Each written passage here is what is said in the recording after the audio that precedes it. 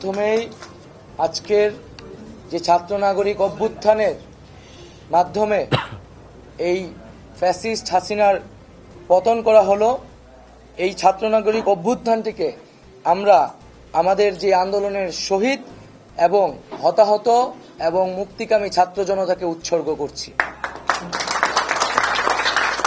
আমাদের এক দফা এবং কমিটমেন্টটি আমরা এই মোমেন্টে এই মুহূর্তে স্মরণ করিয়ে দিচ্ছি।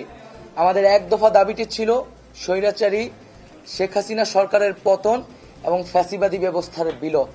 কারণ আমরা মনে করি যে কেবল ব্যক্তিকে সরালেই সমস্যার সমাধান হবে না, বরং যেই রাষ্ট্রীয় কাঠামোর মধ্য দিয়ে এই ধরনের ফ্যাসিজম তৈরি হয় সেই কাঠামোরও বিলোপ করে একটি নতুন বাংলাদেশ, একটি নতুন রাজনৈতিক বন্দোবস্ত আমাদের করতে হবে। সেই জায়গা থেকে শেখ হাসিনার পতন আমাদের প্রথম ধাপ আন্দোলনের, যেটা আমরা অর্জন করেছি। এখন আমরা দ্বিতীয় ধাপের দিকে আমাদেরকে যেতে হবে।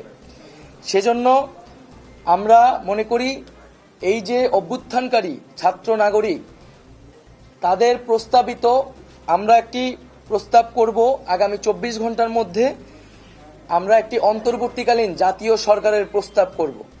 সেই জাতীয় সরকারে অভ্যুত্থানকারী ছাত্র নাগরিকদের অংশ থাকবে এবং সমাজের যে নাগরিক সমাজ সহ যে নানান পেশাজীবী এবং নানান ধরনের পক্ষ রয়েছে সকলের প্রতিনিধিত্ব নিশ্চিত করে তাদের সাথে আলোচনার মাধ্যমে আমরা একটা অন্তর্বর্তীকালীন জাতীয় সরকারের রূপরেখা এবং নাম, সেই সরকারে কারা কারা থাকবে সেই নামগুলো ঘোষণা করব। কারণ আপনারা সকলেই জানেন যে আমরা আসলে গত কয়েকদিন ধরে খুবই ব্যাপক নিরাপত্তাহীনতার ভিতরে ছিলাম, যোগাযোগ থেকে বিচ্ছিন্ন ছিলাম। আমাদেরকে প্রথমে আমাদের সমন্বয়কদের সাথে বসতে হবে, তারপরে সমাজের নানান পক্ষদের সাথে বসতে হবে, বসে আমরা একটি সমন্বিত সিদ্ধান্ত গণতান্ত্রিকভাবে জাতির সামনে উপস্থাপন করতে চাই।